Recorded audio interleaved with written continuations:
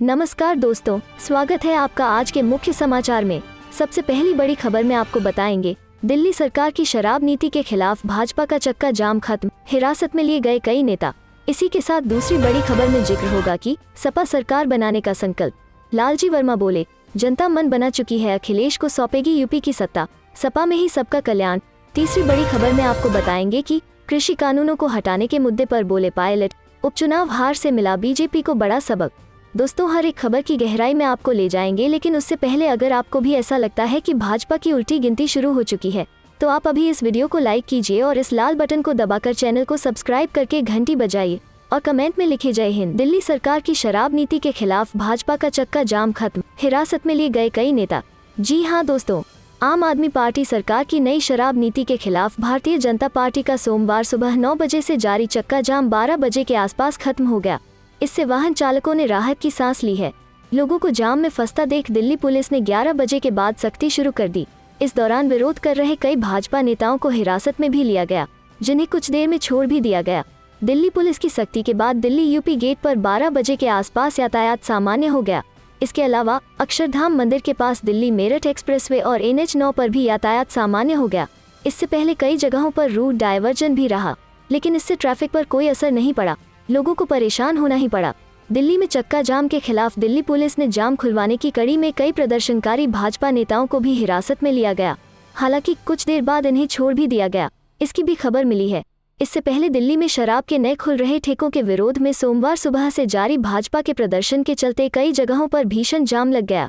चक्का जाम के तहत सुबह 9 बजे से ही भाजपा कार्यकर्ता सड़कों पर उतर गए। इसके चलते दिल्ली में 15 जगहों पर जाम लगा। इससे वाहन चालकों को बहुत दिक्कत पेश आए। ITO चौराहे पर प्रदर्शन और चक्का जाम के कारण विकास मार्ग पर मध्य दिल्ली की ओर आने वाली लेन पर तकरीबन 5 किलोमीटर लंबा जाम लग गया। दिल्ली में भाजपा कार्यकर्ताओं के प्रदर्शन का असर दिल्ली यूपी सीमा पर भी नजर आया। कुछ ही देर में गाजियाबाद में यूपी गेट पर भी जाम के चलते वाहनों की लंबी कतार लग गई। चलते हैं अगली खबर की तरफ। सपा सरकार बनाने का संकल्प। लालजी वर्मा बोले, जनता मन बना चुकी है, अखिलेश को सौंपेगी यूपी की सत्ता, सपा में ही सबका कल्याण। जी हाँ दोस्तों, समाजवादी पार्टी के साथी समागम कार्यक्रम में बतौर मुख्य अतिथि शिरकत कर रहे पूर्व मंत्री लालजी वर्मा ने कहा कि समाजवादी पार्टी ही वो दल है जिसने सर्व समाज को साथ लेकर उत्तर प्रदेश को बुलंदियों तक पहुंचाया है। उन्होंने कहा कि सपा सुप्रीमो अखिलेश यादव की नीतियों और रीतियों से आम जनमानस बेहद प्रभावित हैं। वो इस बार मन बना चुका है कि प्रदेश के मुख्यमंत्री के रूप में अखिलेश यादव को एक बार फिर सत्ता की चाबी सौंपेगा। उन्होंने कहा कि समाजवादी पार्टी के कार्यकाल में उत्तर प्रदेश उत्तम प्रदेश की राह पर अग्रसर हो गया था, लेकिन वर्तमान की भाजपा सरकार सपा की उपलब्धियों को गिनाकर अपना बेड़ा पार करने में जुटी हुई है। श्री वर्मा ने कहा कि इस बार समाजवादी पार्टी की पूरे प्रदेश में लहर चल रही है। हाल ही में पूर्व मुख्यमंत्री अखिलेश यादव ने मुफ्त बिजली और सिंचाई की व्यवस्था के नाम पर जो घोषणा की है, उससे समाजवादी पार्टी के प्रति लोगों का विश्वास और बढ़ा है।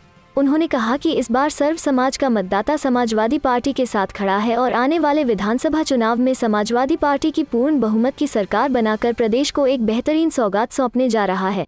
मुख्य वक्ता के रूप में उदय प्रताप सिंह ने शिरकत किया। रविवार को ताराजी रिसोर्ट में हुए इस कार्यक्रम के आयोजक पूर्व मंत्री तेज नारायण पांडेय पवन ने इस विधानसभा चुनाव को आर पार की लड़ाई बताते हुए सभी को एकजुट होने का आह्वान भी किया। कार्यक्रम के मुख्य वक्ता उदय प्रताप सिंह ने समाजवादी पार्टी को अब तक की सबसे बेहतरीन सरकार बताते हुए कहा कि अखिलेश यादव के नेतृत्व में प्रदेश एक बार फिर बुलंदियों को छू लेगा। अंतर्राष्ट्रीय कवयित्री शबीना अदीब ने कार्यक्रम में मौजूद रहकर समाजवादी पार्टी की सरकार को बनाने का आह्वान किया। उन्होंने कहा कि सपा ही वो दल है जो प्रदेश को और ऊंचाइयों तक पहुंचाने में सक्षम है। चलते हैं अगली खबर की तरफ। कृषि कानूनों को हटाने के मुद्दे पर बोले पायलट, उपचुनाव हार से मिला बीजेपी को बड़ा सबक। जी हाँ दोस्तों, राजस्थान के पूर्व उप मुख्यमंत्री सचिन पायलट ने कहा है कि उपचुनावों में भारतीय जनता पार्टी की लगातार हार हो रही है। कर्नाटक, हिमाचल प्रदेश और राजस्थान सहित अन्य राज्यों में बीजेपी की लगातार हार का सामना करना पड़ा है। इसी डर की वजह से केंद्र सरकार ने तीनों कृषि कानून वापस लिए हैं। जयपुर के मानसरोवर में KL सैनी स्टेडियम में जयपुर क्रिकेट लीग के उद्घाटन समारोह में शामिल होने के दौरान पायलट ने मीडिया से बातचीत करते हुए कहा कि बाई इलेक्शन के हर चुनाव में बीजेपी हारी है। इसी कारण मजबूर होकर PM नरेंद्र मोदी को तीनों कृषि कानून वापस लेने पड़े। पूर्व उप मुख्यमंत्री सचिन पायलट ने कहा कि नए साल में देश के सामने कई पॉलिटिकल चुनौतियां हैं। कांग्रेस के सभी साथी मिलकर उन चुनौतियों का मुकाबला करेंगे। आगामी दिनों में देश के 5 राज्यों में चुनाव है। उन चुनावों में कांग्रेस पार्टी का प्रदर्शन होगा। पायलट ने कहा कि देश का आम नागरिक कमरतोड़ महंगाई से बहुत परेशान है। यह बात केंद्र सरकार को समझनी चाहिए। केंद्र सरकार को राजनीतिक फायदे और नुकसान को भूलकर जनहित में महंगाई को कम करने के लिए ठोस कदम उठाने चाहिए। सचिन पायलट ने कहा कि अभी तो केवल राजनीतिक कारणों की वजह से केंद्र सरकार ने डीजल और पेट्रोल पर एक्साइज ड्यूटी को कम किया है। इससे आगे बढ़कर और भी कदम उठाने की जरूरत है। चलते हैं अगली खबर की तरफ। लखीमपुर हिंसा में 5000 पन्ने की चार्जशीट दाखिल, गृह राज्य मंत्री का बेटा आशीष मुख्य आरोपी। जी हां दोस्तों, लखीमपुर हिंसा केस में उत्तर प्रदेश सिट ने चार्जशीट दाखिल कर दी है। सूत्रों के मुताबिक 5000 पन्ने की चार्जशीट में एसआईटी ने केंद्रीय गृह राज्य मंत्री अजय मिश्रा के बेटे आशीष मिश्रा को मुख्य आरोपी बताया है। इतना ही नहीं, एसआईटी के मुताबिक आशीष घटनास्थल पर ही मौजूद था। इससे पहले एसआईटी लोहे के बक्से में 5000 पन्ने की चार्जशीट लेकर लखनऊ कोर्ट पहुंची। चार्जशीट में पुलिस ने आशीष मिश्रा के एक अन्य रिश्तेदार को भी आरोपी बनाया है। पुलिस के मुताबिक वीरेंद्र शुक्ला पर सबूत छिपाने के आरोप लगे हैं। आशीष मिश्रा की थार जीप के पीछे चल रही 2 गाड़ियों में से एक वीरेंद्र की स्कॉर्पियो थी। पहले शुक्ला ने अपनी स्कॉर्पियो छिपाकर दूसरे की गाड़ी को बताया था। एसआईटी ने अपनी जांच में लखीमपुर हिंसा में आशीष मिश्रा के असलहों से फायरिंग की पुष्टि की है। आशीष मिश्रा की रिवाल्वर और राइफल से भी फायरिंग हुई। एसआईटी ने चार्जशीट में आशीष मिश्रा और अंकित दास के लाइसेंसी असलहा से फायरिंग की बात कही है, जबकि आशीष मिश्रा ने कहा था 1 साल से उनके असलहों से कोई फायर ही नहीं किया गया। पुलिस ने बैलिस्टिक रिपोर्ट के आधार पर फायरिंग की पुष्टि की है। इस मामले में मुख्य आरोपी आशीष मिश्रा समेत सभी 13 आरोपी जेल में बंद हैं। पुलिस ने चार्जशीट में एक नया नाम वीरेंद्र शुक्ला बढ़ाया है। वीरेंद्र पर धारा 201 के तहत सबूत मिटाने की साजिश का आरोप है। वीरेंद्र केंद्रीय मंत्री अजय मिश्रा के सगे साले हैं और पलिया ब्लॉक से मौजूदा ब्लॉक प्रमुख हैं। चलते हैं अगली खबर की तरफ। कड़ाके की ठंड से बिहार में जनजीवन अस्त व्यस्त, 4 से 5 डिग्री तक लुढ़का पारा। जी हां दोस्तों, राजधानी पटना समेत पूरे बिहार में कड़ाके की ठंड से जनजीवन अस्त व्यस्त हो गया है। अधिकतर हिस्सों में अधिकतम तापमान में 4 से 5 डिग्री तक गिरावट दर्ज की गई। हालांकि न्यूनतम तापमान में विशेष बदलाव नहीं दिखा। पटना मौसम विज्ञान केंद्र के अनुसार पिछले 24 घंटे के दौरान प्रदेश का मौसम शुष्क बना रहा। न्यूनतम तापमान में विशेष परिवर्तन नहीं मिला। यह औसतन 10 से 12 डिग्री सेल्सियस के बीच बना हुआ है। हालांकि अधिकतम पारे में 4 से 5 डिग्री की गिरावट देखी गई। यह औसतन 17 से 19 डिग्री के बीच रहा। राज्य में सबसे कम न्यूनतम तापमान फारबिसगंज में 8 डिग्री सेल्सियस रहा। वहीं प्रदेश के कुछ स्थानों पर हल्की से मध्यम स्तर का कोहरा देखने को मिला। रविवार को मौसम केंद्र के आंकड़ों के अनुसार प्रदेश में सतह से 1.5 किलोमीटर ऊपर तक पछुआ व उत्तर पछुआ हवा का प्रभाव बना हुआ है, जिससे मौसम शुष्क बना रहेगा। यूपी इलेक्शन 2022, लखनऊ में दौड़ा समाजवादी पार्टी का विजय रथ। अखिलेश यादव ने किया अपने समर्थकों का जोरदार अभिवादन। जी हां दोस्तों, उत्तर प्रदेश में आगामी विधानसभा चुनाव को लेकर सारी राजनीतिक पार्टियां चुनाव प्रचार में जुट गई हैं। उधर चुनाव आयोग ने भी सही समय पर चुनाव कराने के संकेत दे दिए हैं। ऐसे में समाजवादी पार्टी ने अपना चुनाव प्रचार अभियान तेज कर दिया है। समाजवादी पार्टी के राष्ट्रीय अध्यक्ष अखिलेश यादव अपना विजय रथ दौड़ा चुके हैं और उत्तर प्रदेश के कई जनपदों में अपना दमखम दिखा चुके हैं। प्रदेश में चुनावी पारा अब ऊपर चढ़ता जा रहा है। ऐसे में अखिलेश यादव भी लगातार अपनी जनसभाएं कर रहे हैं।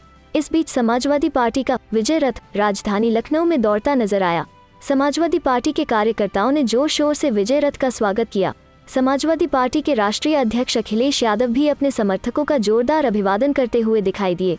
बीते दिनों समाजवादी पार्टी के राष्ट्रीय अध्यक्ष अखिलेश यादव ने चुनाव से पहले जनता से वादा करते हुए कहा कि प्रदेश में समाजवादी सरकार बनने पर 300 यूनिट घरेलू बिजली फ्री और किसानों को सिंचाई पूरी तरह मुफ्त करेंगे। अखिलेश यादव ने भाजपा पर झूठ बोलने और वादाखिलाफी का आरोप लगाया और कहा कि भाजपा जनता का भरोसा खो चुकी है। अखिलेश यादव ने कहा कि भाजपा सरकार ने जनता को 2021 में बहुत दुहक और परेशानी दी है। लोगों पर फर्जी मुकदमे लगाकर प्रताड़ित किया। सबसे ज्यादा झूठे मुकदमे समाजवादियों पर लगाए गए हैं। चलते हैं अगली खबर की तरफ। अखिलेश यादव ने बीजेपी पर बड़ा आरोप लगाया। बोले रैली में अधिकारी भीड़ बुला रहे हैं। जी हां दोस्तों, यूपी में पावर पॉलिटिक्स की एंट्री के बाद आरोप प्रत्यारोप का दौर जारी है। सपा प्रमुख अखिलेश यादव के यूपी की जनता को 300 यूनिट फ्री बिजली के वादे पर सियासत गर्मा गई है। साथ ही बीजेपी पर आरोप लगाते हुए कहा कि बीजेपी की रैली में अधिकारी भीड़ बुला रहे हैं। चलते हैं अगली खबर की तरफ। बीजेपी की जन विश्वास यात्रा में बांटा जा रहा पैसा, बस्ती से सोशल मीडिया पर वायरल हुआ वीडियो। जी हां दोस्तों, भारतीय जनता पार्टी द्वारा जनता के बीच में जाकर सरकार की योजनाओं को बताने के लिए जन विश्वास यात्रा निकाली गई। यह यात्रा बलिया से रवाना हुई और सिद्धार्थनगर जिले से होते हुए बस्ती पहुंची। 1 जनवरी को देर रात आज जन विश्वास यात्रा बस्ती जिले से होकर महादेवा विधानसभा होते हुए हरैया विधानसभा होते हुए कप्तानगंज विधानसभा से पहुंचना था। बस्ती जिले में जन विश्वास यात्रा निकाली गई। शहर जन विश्वास यात्रा में भावी प्रत्याशियों और स्थानीय विधायकों द्वारा बार बार यह दावा किया जा रहा है कि कितनी भीड़ अपने साथ दिखाया जाए जिससे जन विश्वास यात्रा में मेरी छवि अच्छी हो जाए और मुझे टिकट मिल जाए। भीड़ को दिखाने के लिए नेता किस हद तक चले जाएं, साथ ही जनता को लुभाने के लिए 200 से 300 रुपए प्रति आदमी दिया जा रहा है, रैली में पहुंचने के लिए दिया जा रहा है। एक वीडियो सोशल मीडिया पर वायरल हो रहा है। यह वीडियो कप्तानगंज विधानसभा के दुबौलिया क्षेत्र का बताया जा रहा है। इस वीडियो में जनता को कहा जा रहा है कि 200-300 रुपए ले लीजिए और रैली में चलना है। बीजेपी का झंडा लगाए हुए यह व्यक्ति सबको 200-300 रुपए बांट रहा है।